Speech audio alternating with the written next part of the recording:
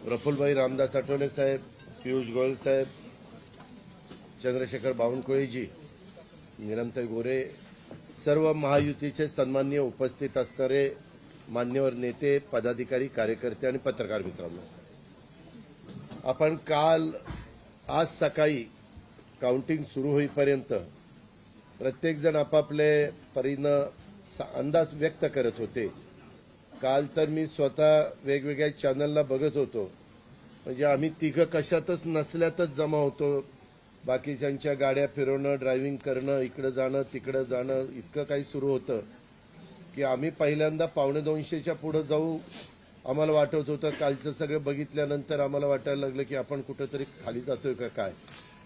परंतु महाराष्ट्रातल्या जनतेने विकासाकडे बघून महायुतीला प्रचंड अशा प्रकारचं जे यश प्राप्त करून दिलंय, त्याबद्दल महाराष्ट्रातल्या तमाम जनतेचं महायुतीच्या वतीनं, व्यक्तिशः माझ्या वतीनं मी त्यांना मनापासून धन्यवाद देतो, मनापासून आभार मानतो. सगळेच कार्यकर्ते राबले, उमेदवार राबले, सगळे सहकारी घटक पक्षाचे, मित्र पक्षांचे सगळे आमचे सहकारी त्याच्यामध्ये स्वतःला झोकून दिलं आणि सगळ्यांनी ही निवडणूक आपली स्वतःची निवडणूक आहे असं समजून त्या ठिकाणी कामाला लागले. आमच्या ज्या योजना होत्या, योजनांच्याबद्दल बरेच थोडीशी चेष्टा मस्करी करण्यात आली, आम्हाला त्याच्यामध्ये दोष देण्यात आला, आमची थोडंसं टीका टिप्पणी करण्यात आली की राज्य कंगाल केलं, अमुक झालं तमुक झालं. परंतु नंतर त्यांचे जाहीरनामे बाहेर आल्यानंतर आम्हाला ते दिसलं की हे काय चाललेलं आहे, कसं चाललेलं आहे, कुठलाही हिशोब न ठेवता अशा प्रकारचे जाहीरनामे बाहेर आले आणि आपण सगळ्यांनी त्या ठिकाणी पाहिलं. आम्ही मुळात काय केलं, लोकसभेच्या निवडणुकीच्या निमित्तानं आम्हाला मोठं अपयश आलं. म्हणजे महाराष्ट्रामध्ये आम्हाला तिघांनाही वाटलं नव्हतं की बाबा अशा प्रकारचं आपल्याला अपयश मिळेल, परंतु ते मिळालं. आम्ही ते मान्य केलं, त्याच्यातून आम्ही पुन्हा सावरण्याचा प्रयत्न केला. अर्थसंकल्प सादर करत असताना आम्ही सरकारमध्ये तिघांनी मिळून काही योजना जाहीर केल्या. त्या योजना इतक्या पॉप्युलर झाल्या, त्याच्यामध्ये लाडकी बहिणा म्हणजे गेम चेंजरच ती योजना झाली. अंडर करंट असा का बहिणींनी दाखवला की मी सगळे उताणे पडले, सगळे आडवे झाले. हे माझं स्वतःचं स्पष्ट मत आहे, प्रत्येकाची वेगवेगळी मतं असू शकतात. आणि उलट आमच्यावर आता जबाबदारी वाढलेली, कारण एवढ्या प्रचंड बहुमताने, म्हणजे मी तर जसा राजकारणात आलोय तसं 222 आणि 225 महायुतीला किंवा कुठल्याही आघाडीला महाराष्ट्रामध्ये तरी कधी असं यश मिळालेलं माझ्या तरी पाहण्यात नाही, माझ्या तरी ऐकवत नाही. कदाचित पूर्वीचा काळ वेगळा काँग्रेसचा असेल, त्यावेळेस कधी झालं असलं तर माहिती नाही, परंतु बाकीचे विरोधक नगण्य होते त्यावेळेसची गोष्ट. परंतु अलीकडच्या काळामध्ये जसं आम्हाला समजतंय तसं तर एवढं प्रचंड यश हे पहिल्यांदाच मिळालेलं यशाने आम्ही हुरळून पण जाणार नाही. आणि आम्ही अतिशय जमिनीवर पाय ठेवून आता, म्हणजे जसे जसे ते आकडे आम्हाला दिसत होते तसे तसे तसे फायनान्सच्या गोष्टी माझ्या डोळ्यासमोर येत होत्या. मी देवेंद्रजींना पण फोन केला, तेव्हा म्हटलं देवेंद्रजी खूप काही काम करावं लागेल. एकनाथरावजींना पण तसं सांगितलं की फार आर्थिक शिस्त आपल्याला त्याच्यामध्ये आणावी लागेल आणि आम्ही आणू. त्याच्यात आम्हाला हे नवीन नाहीये, आम्ही सगळे अनुभवी माणसं, आम्हाला त्याच्यामध्ये कुठली काही अडचण नाही.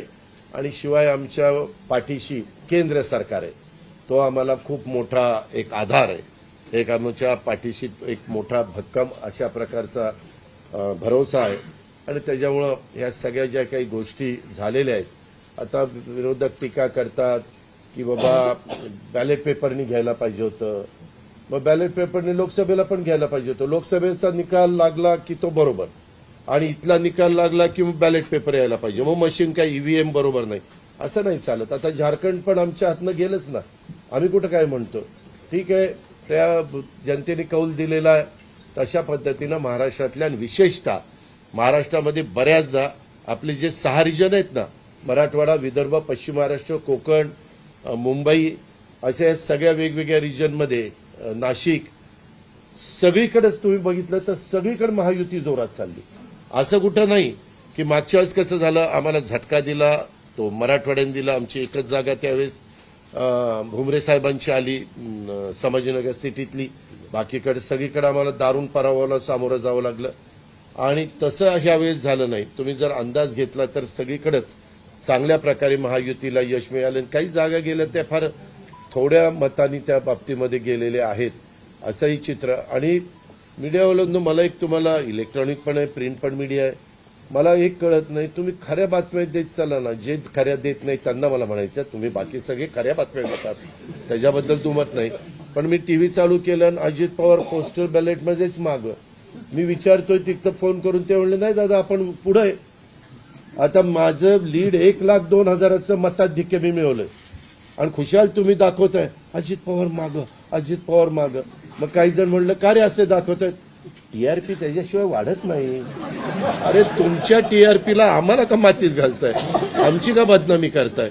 त्याच्यामध्ये मी नंतर पुन्हा अधिकाऱ्यांच्याकडनं माहिती घेतली की नक्की पोस्टल बॅलेट किती झाले. पोस्टल बॅलेटमध्ये पण आम्ही पुढे होतो आणि रेग्युलर मतदानामध्ये पण पुढे होतो. सांगायचं तात्पर्य की बाबा तुमच्यावर सगळ्या चॅनलवर जनतेचा एवढा विश्वास आहे, म्हणजे विश्वास नाही ते सकाळच्या 9 वाजताच्या भोंग्यावर विश्वास नाही, पण बाकीच्यांवर फार विश्वास आहे. माझं एवढंच म्हणणं आहे की खऱ्या बातम्या दिल्या तर काही वाईट होणार नाही.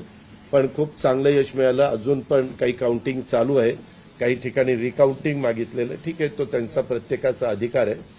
पण खरोखरीच सगळ्याच राज्यातली जबाबदारी आम्हा महायुतीवर वाढलेली आहे आणि त्या उलट आम्हाला अधिक जास्त बारकाईनं इथून पुढे काम करावं लागणार आहे. कारण एवढं दैदिप्यमान यश या सगळ्यांनी मिळवून दिलेलं आहे आणि जनतेचे मानावे तेवढे आभार कमीच आहेत. म्हणजे काय आता त्यांच्याकरता, म्हणजे त्यांच्या ऋणातच आम्ही राहू इच्छितो. आणि 5 वर्ष अक्षरशः अतिशय एकोप्याने ही युती शेवटपर्यंत कशा पद्धतीनं काम करेल आणि जनतेने टाकलेल्या विश्वासाला कुठल्याही परिस्थितीमध्ये तडा जाऊन दिला जाणार नाही. अतिशय चांगल्या पद्धतीनं राज्याच्या सर्वांगीण विकासाच्या करता जसं आम्ही विकास हा केंद्रबिंदू मानून पुढे गेलो, तशाच पद्धतीचं काम इथून पुढच्या काळामध्ये देखील महायुतीच्या वतीनं त्या ठिकाणी चालेल अशा प्रकारची खात्री मी आपल्या पत्रकार मित्रांना पण देतो आणि आपल्यामार्फत महाराष्ट्रातल्या तमाम जनतेला देतो. पुन्हा एकदा मतदार बंधू भगिनींचं, सर्वांचं, मीडियाचं, इलेक्ट्रॉनिक प्रिंट सर्वांचं मी मनापासून आभार मानतो, मनापासून धन्यवाद देतो. धन्यवाद. अरे मराठी मातृभाषा अभिजात भाषेचा दर्जा आत्ताच दिलाय ना, लगेच विसरायला लागला? नाही नाही, ते दिल्लीत बोलतात. मी माझी भावना मगाशीच मांडली आहे. की केवळ आत्ता एवढंच सांगेन की महाराष्ट्राच्या जनतेसमोर आम्ही नतमस्तक आहोत. जनतेने ज्या प्रकारचा विजय दिलेला आहे, खऱ्या अर्थानं हा विजय एक प्रकारे आमची जबाबदारी वाढवणारा विजय आहे. देशाचे प्रधानमंत्री मोदीजींवर महाराष्ट्राने दाखवलेला विश्वास आहे आणि त्यामुळे आता आम्हाला खूप काम महाराष्ट्रामध्ये करावं लागेल याची आम्हाला जाणीव होते आहे. म्हणून पुन्हा एकदा महाराष्ट्रातल्या सगळ्या मतदारांच्या चरणी आम्ही नतमस्तक होतो आणि त्यांना आश्वस्त करतो की त्यांनी जो विश्वास दाखवला आहे त्या विश्वासाला आम्ही तडा जाऊ देणार नाही. सगळ्यांचे अतिशय मनापासून आभार.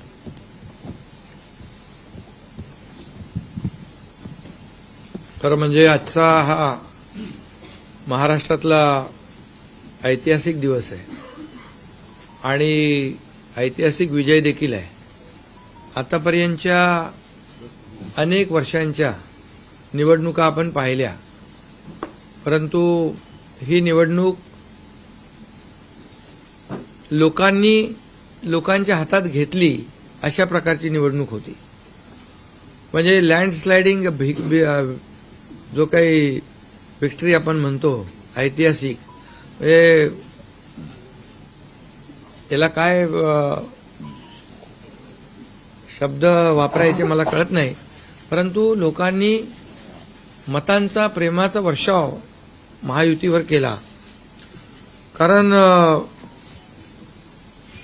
लाडकी बहीण असेल, लाडका भाऊ असेल, लाडका शेतकरी असेल, एकंदरीत सगळ्याच घटकातल्या लोकांनी यावेळेस महायुतीवर प्रेम दाखवलं आणि त्यामुळे मी सगळ्या मतदारांना मनापासून धन्यवाद देतो आणि त्यांना एवढ्या मोठ्या ऐतिहासिक विजयासाठी साष्टांग दंडवत घातला पाहिजे अशा प्रकारचं काम मतदारांनी केलेलं आहे.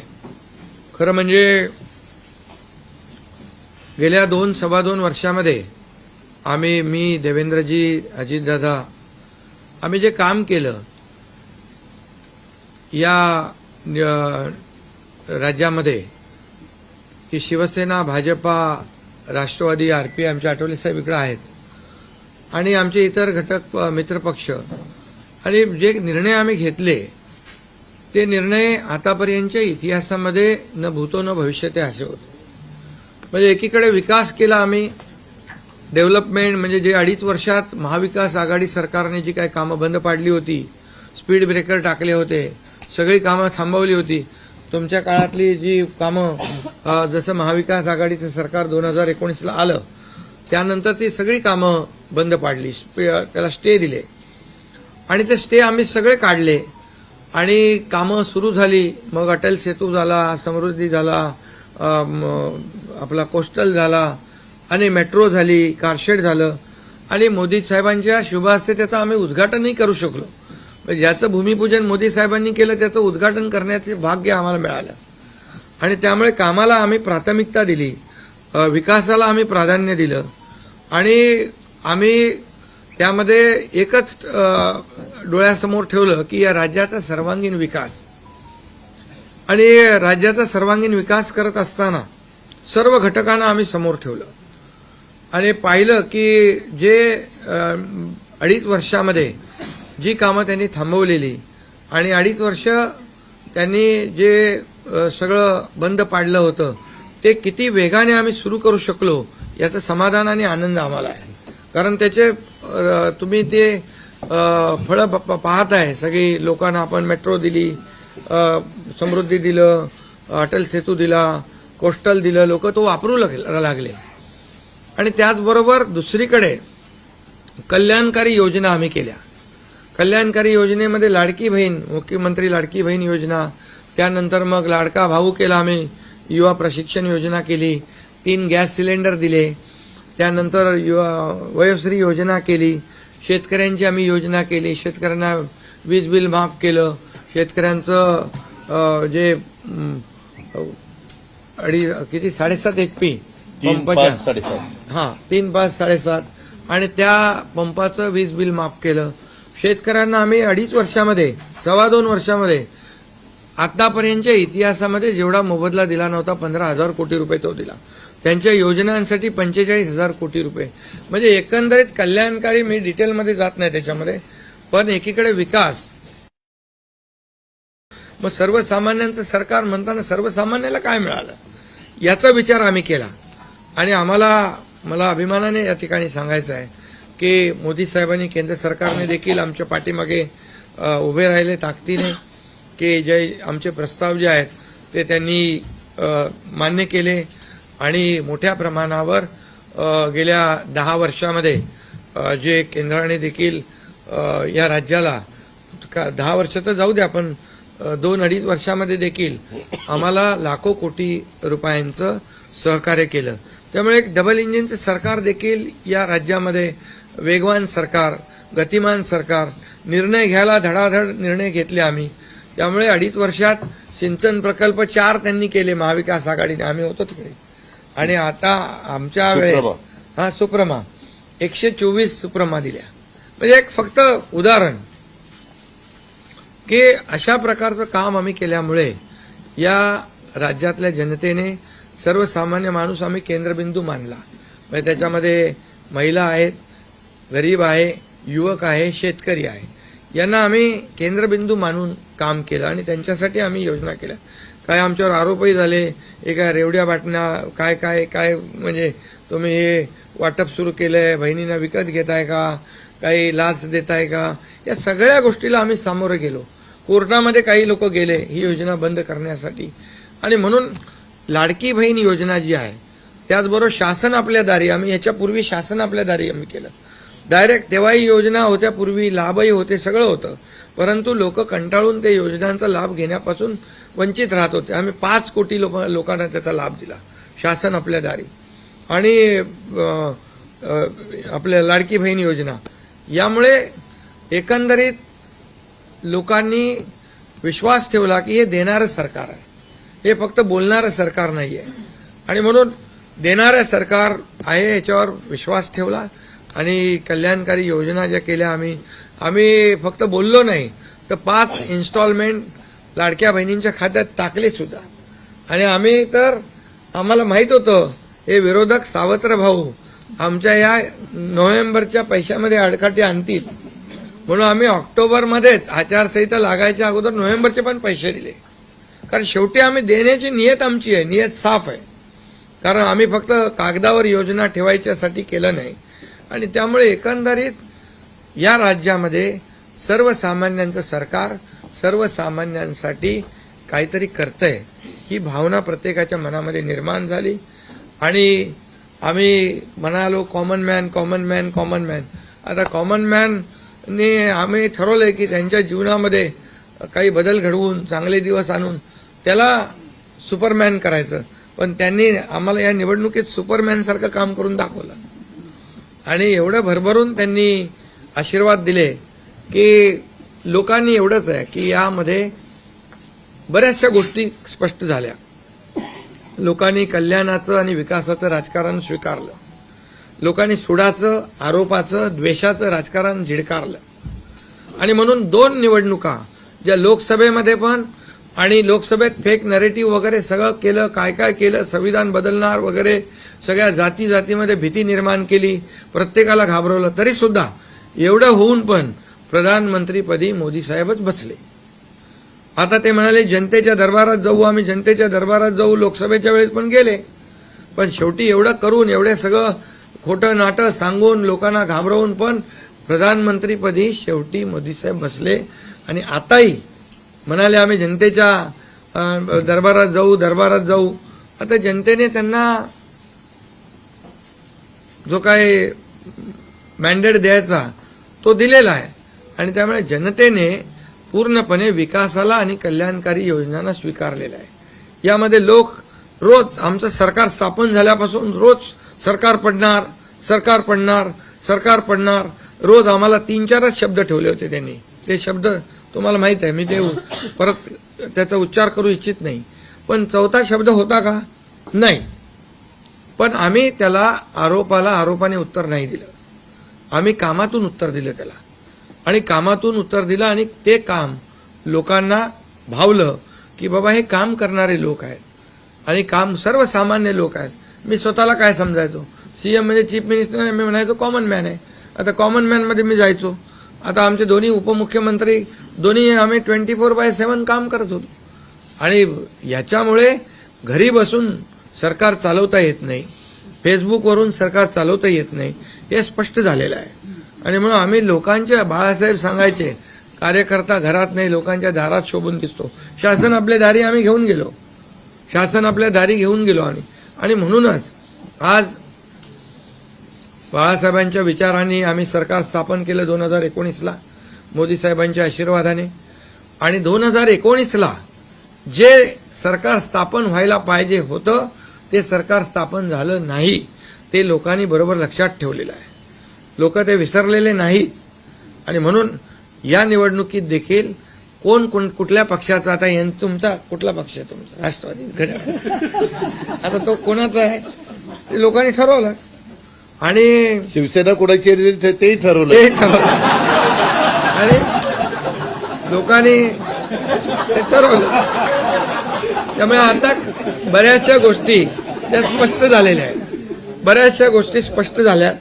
आणि मला समाधान आहे की 2019ला 56 जागा आल्या होत्या आणि त्या 56 मला वाटतं आताही 56 जागा आल्या, अजून चालू आहे. पण एकंदरीत आताच्या पर्यंत म्हणजे विकासाला लोकांनी महत्व दिलं. मोदीजींनी आता अमित भाई असतील, नड्डाजी आहेत, तिथं पियुषजी आहेत, केंद्रीय मंत्री आपले भूपेंद्रजी आहेत, राजनाथ सिंगजी, बऱ्याच सगळ्या लोकांनी, आठवले साहेब तर आपल्या सोबतच आहेत. आठवले साहेब सोबत 100%. तर एकंदरीत आपण सगळ्यांनी या निवडणुकीमध्ये एकत्र येऊन काम केलं. आता एकत्र येऊन काम केलं, आता त्याच्यामध्ये काही लोकांनी म्हणा त्याचा अर्थ वेगवेगळा काढला. मोदी साहेब म्हणाले एकत्र या, विकासासाठी एकत्र या. आता लोकांना आवाहन केलं, जसं आम्ही काय त्याच्यामध्ये जातीपाती धर्माचा उल्लेख केला नाही, पण मतदानासाठी एकत्र या, विकासासाठी एकत्र या, या राज्याला पुढे घेऊन जाण्यासाठी एकत्र या, असं आवाहन करणं काय चुकीचं आहे. आणि लोकांनी ते एकत्र येऊन एकजुटीचं दर्शन या निवडणुकीमध्ये घडवलं आणि मतांची टक्केवारी वाढली, मतदानाची टक्केवारी वाढली, महिलांच्या आमच्या लाडक्या बहिणींच्या टक्केवारी वाढली. आतापर्यंत महिलांचं टक्केवारी कमी असायची पुरुषांपेक्षा, पण यावेळेस ती टक्केवारी जास्त आहे. आणि म्हणून लाडक्या बहिणी आमच्या ज्या आहेत त्या लाडक्या बहिणींनी सावत्र भावांना चांगला जोडा दाखवलेला आहे. आणि आम्ही म्हणायचो ना, खोडा घालणाऱ्यांना जोडा दाखवा. तर एकंदरीत ही निवडणूक जी आहे, ही निवडणूक विकासाच्या अजेंड्यावर, कल्याणकारी योजनांच्या ह्याच्यावर आणि जे विचार आहेत, आज आमचे शिवसेना म्हणून बाळासाहेबांचे विचार आहेत, दिघे साहेबांची शिकवण, मोदीजींची जे काही जो त्यांचा सपोर्ट आहे, केंद्राचा सपोर्ट आहे, या सगळ्या गोष्टी ज्या आहेत या निवडणुकीमध्ये कामी आल्या. शेवटी लोकांना काय पाहिजे? लोकांना शिव्याशाप नको आहे, लोकांना आरोप प्रत्यारोप नको आहे, लोकांना सुडाचं राजकारण नको आहे. लोकांना हवंय डेव्हलपमेंट हवं आहे आणि विकास आणि विकास यावर आम्ही भर दिला. आणि आज त्यामध्ये किती आरोप केले, खोटे बोला, आपण रेटून बोला. आता अजितदादा मगाशी म्हणाले की तुम्ही पण काय काय ते बातम्या अशा सकाळी तर अशा बातम्या चालल्या होत्या की बोला आमचा काय कार्यक्रम होतो का काय, आमचा करेक्ट कार्यक्रम करायचं चालू. तर याच्यामध्ये खूप चांगलं निर्णय झाला, चांगला एक आपला ऐतिहासिक विजय झालेला आहे आणि त्यामुळे खऱ्या अर्थाने आमची जबाबदारी वाढलेली आहे. आता या सगळ्या ज्या काही जे घेतलेले आम्ही निर्णय आहेत, हे आमचा एकही निर्णय कागदावर राहिलेला नाही. मी त्या सगळ्या निर्णयात जाऊ इच्छित नाही, पण एकही निर्णय आम्ही कागदावर ठेवला नाही. कुठली योजना आहे ती कार्यान्वित केली आम्ही. आणि त्यामुळे जो लोकांचा विश्वास, शेवटी यापूर्वी देखील आपण पाहिलं की काँग्रेस सरकार ज्या ठिकाणी असतील त्यांनी किंवा महाविकास आघाडी ज्यांनी काही निर्णय घेतले, काही आश्वासनं दिली, ती पाळली नाहीत. आश्वासनं दिली, नंतर कर्नाटकमधलंच आश्वासन घ्या, हिमाचलमधलं घ्या, आपल्या राजस्थानमधलं घ्या पूर्वीचं, की त्यामध्ये आश्वासन दिल्यानंतर निवडून आल्यानंतर केंद्राकडे पैसे मागायला लागले. आमच्याकडे पैसे नाही, हमारे पास पैसे नाही. असं आम्ही केलं नाही. आम्ही जे बोललो, आमची हातपाय काय म्हणतो त्याला, पांघरून पाहून आम्ही ते आम्ही अंतरून पाहून पाय पसरले. आणि ज्या योजना आम्ही केल्या, या योजनांचं पूर्णपणे त्याच्यामध्ये कुठलीही योजना बंद होणार नाही याची आम्ही काळजी घेतली. सगळे नियम आम्ही पाळले, सगळ्या आरबीआयच्या, केंद्र सरकारच्या गाईडलाईन आम्ही पाळल्या, कुठलंही व्हायलेशन आम्ही केलं नाही. आर्थिक दृष्टिकोनातून जे काही आम्ही नियोजन करायचं ते केलं. आणि त्यामुळे त्यांना लोकांनी खोटं ठरवलं. ते आम्हाला म्हणाले तुम्ही लाडकी बहीण योजना देताय, पैसे कुठून आणणार, पैसे कुठून हे फसवं आहे. आणि त्यांनीच आमची योजना चोरून नंतर त्यांच्या वचननाम्यामध्ये टाकली. मग तुम्ही कुठून आणणार? म्हणजे लोकांना कळलं की हे फक्त बोलतायत, करणार नाहीत. आणि विश्वासाचा भाग आहे.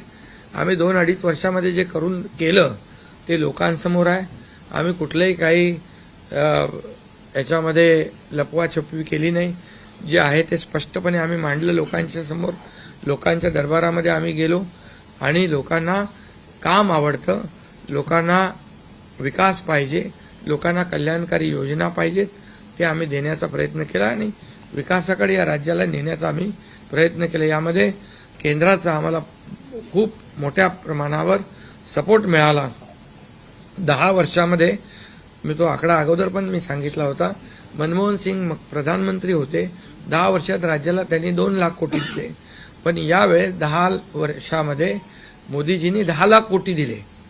हे आताचं नवीन उदाहरण तर 76,000 कोटी वाढवण बंदर आहे, दिघी बंदर आहे. हे अशी म्हणजे डेव्हलपमेंटसाठी जे आहे, मग ते एअर कनेक्टिव्हिटी असेल, water connectivity, rail connectivity, road connectivity असेल, अनेक प्रकल्पांना जे काही पाण्याची योजना असतील आमच्या, त्या सगळ्याला खूप मोठ्या प्रमाणावर सपोर्ट केला आणि त्यामुळे आम्ही या राज्याला विकासाकडे घेऊन जाऊ शकलो आणि लोकांना कल्याणकारी योजना आम्ही देऊ शकलो आणि लोकांना आम्ही याच्यामध्ये मतं नाही, आम्ही लोकांची मनं जिंकलेली आहेत. आज लोकांना शेवटी काय विश्वास महत्वाचा आहे. विश्वासावर सगळ्या गोष्टी चालतात. तुम्ही काही सांगा आणि नंतर त्या हात वरती करा, अशा प्रकारचं काम आमच्याकडून झालं नाही आणि त्यामुळे आम्ही काम करणारे लोक आहोत, कार्यकर्ते आहोत आणि म्हणून आम्ही 24/7 काम केलं. जेव्हा जेव्हा शेतकरी अडचणीत आला तेव्हा तेव्हा त्याच्या मागे आम्ही उभं राहिलो. त्याला वाऱ्यावर आम्ही सोडलं नाही आणि त्यामुळे जो जो सर्वसामान्य घटक जेव्हा जेव्हा अडचणीत आला त्याच्या मागे आम्ही उभं राहण्याचं काम केलं. त्यामुळे एक प्रकारचं हे सरकार जे आहे, एक पाठीराखा सरकार, एक सरकार जे आहे हे सर्वसामान्याला न्याय देणारं सरकार आहे. जनतेच्या पाठीमागे ताकदीने उभं राहणारं सरकार आहे. जसं आमच्या मागे केंद्र सरकार ताकदीने उभं राहिलं तसं आम्ही जनतेच्या मागे उभे राहिलो आणि म्हणूनच आम्हाला हा असा प्रचंड दैदिप्यमान हा विजय मिळालेला आहे आणि आम्ही या विजयाचं श्रेय जे आहे आमच्या मतदारांना देतो, जनतेला देतो. जे आमचे महायुतीचे सर्व कार्यकर्ते आहेत त्यांनी मेहनत घेतली आहे त्या सगळ्यांना देतो आणि म्हणूनच यापुढे जे काही काम आहे या जनतेच्या हितासाठी करणं एवढंच आमची जबाबदारी आहे. त्यामुळे पुन्हा एकदा मी आपल्या सगळ्या पत्रकारांना मनापासून धन्यवाद देतो, आपलेही आभार मानतो आणि आता इथून पुढे तुम्ही खऱ्या चांगल्या बातम्या दिल्या तर तुमचा TRP वाढत जाईल. आमचे प्रकल्प जे आम्ही सुरू केलेत त्याच्या बातम्या द्या, लोकांच्या फायद्याचे जे प्रकल्प आहेत त्याच्या बातम्या द्या. देवेंद्र जी, वाचाळवीरांच्या बातम्या देऊ नका. देवेंद्र जी, एक सवाल ये है कि महाराष्ट्र में पिछले कुछ समय से जाति जाति में लगातार एक दंगा फैलाने की कोशिश हो रही थी. क्या स्थिर सरकार को लेकर की मैंडेट है क्या? दूसरा, वोट जिहाद शब्द आपने इस्तेमाल किया था, इस बार भी ऐसी कोशिश कई जगहों पर हुई थी, उसको कैसा जवाब? मुझे ऐसा लगता है कि प्रधानमंत्री जी ने एक जो नारा दिया था, एक है तो सेफ है, सब समाज को साथ में लाने वाली जो बात प्रधानमंत्री जी ने कही थी, महाराष्ट्र के लोगों ने उसको रिस्पॉन्ड किया है और महाराष्ट्र के सभी समाजों ने एक साथ मिलकर एक बड़ा मैंडेट हमको दिया है. मुझे लगता है कि आज निश्चित रूप से जो लोग तुष्टीकरण की राजनीति करना चाहते थे, जो डिविजिव पॉलिटिक्स करना चाहते थे, उनको करारा जवाब जनता ने ही दिया है और प्रधानमंत्री जी की बात को लोगों ने यहाँ पर एक्सेप्ट किया. आप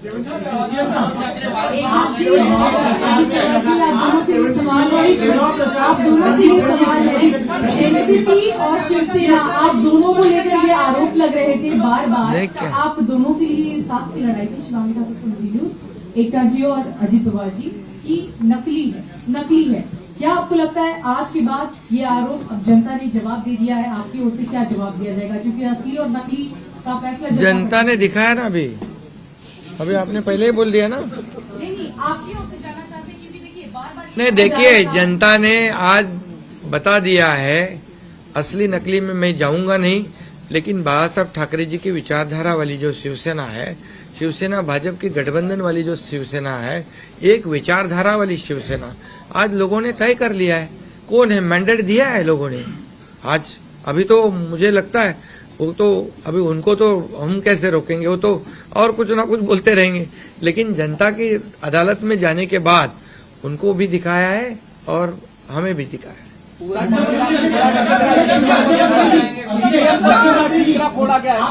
ईवीएम का देखो, अभी झारखंड में ईवीएम अच्छा है क्या?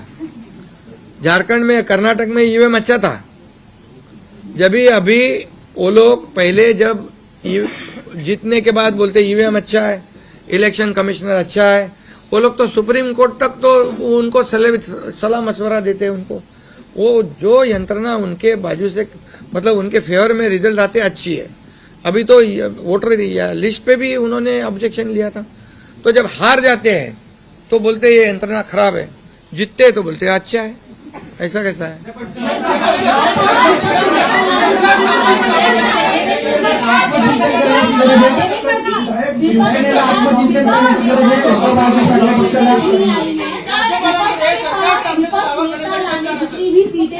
तो ये तो देखिए, यही तो मैं बता रहा हूँ कि जनता ने पूरी तरह, मैंने पहले भी कहा था कि पूरी तरह थम्पिंग मेजोरिटी मिलेगी।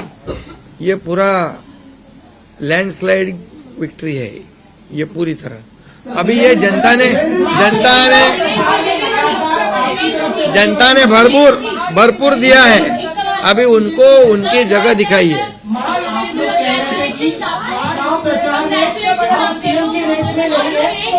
एक ही मुख्यमंत्री बनने वाला है, ऐसे में आप तीनों में कुर्बानी कौन देगा, इसको लेकर थोड़ा बताइए। अरे भैया, अभी हम लोग अभी तो आंकड़े भी आने के अभी चालू है ना, काउंटिंग चालू है। अभी होने के बाद हमारी तीनों पार्टियां बैठेगी। हमारा जैसे आपको बताते हैं, जैसे हमने सीटों का बंटवारा हुआ, हमें कोई मतभेद हमारे में नहीं थे, आज भी कोई मतभेद नहीं है। हम हमारे वरिष्ठ और हम लोग बैठकर उसके ऊपर निर्णय लेंगे। बचे हैं नई सरकार को लेकर के, तो क्या कब तक दावा पेश करेंगे गवर्नर के पास? दादा कब तक, अरे आम्ही करो ना, कब तक दावा पेश करेंगे गवर्नर के पास? क्योंकि अब 26 तारीख जो है वो डेट पिछली बार हुआ था, 5 साल पूरा होगा। समय पे सब बराबर होगा। पहले तो तीनों पार्टियां अपना अपना नेता चुनती है। अभी रिजल्ट ही आने का है। रिजल्ट आने के बाद सारे एमएलएस को बुलाना पड़ता है, अपने अपनी पार्टी का नेता चुनते हैं। उसके बाद ये प्रक्रिया होती है। आप बिल्कुल चिंता मत करिए, तीनों पार्टियां साथ में बैठकर और अठौले जी का भी मशवरा हम लेंगे और इसका निर्णय करेंगे।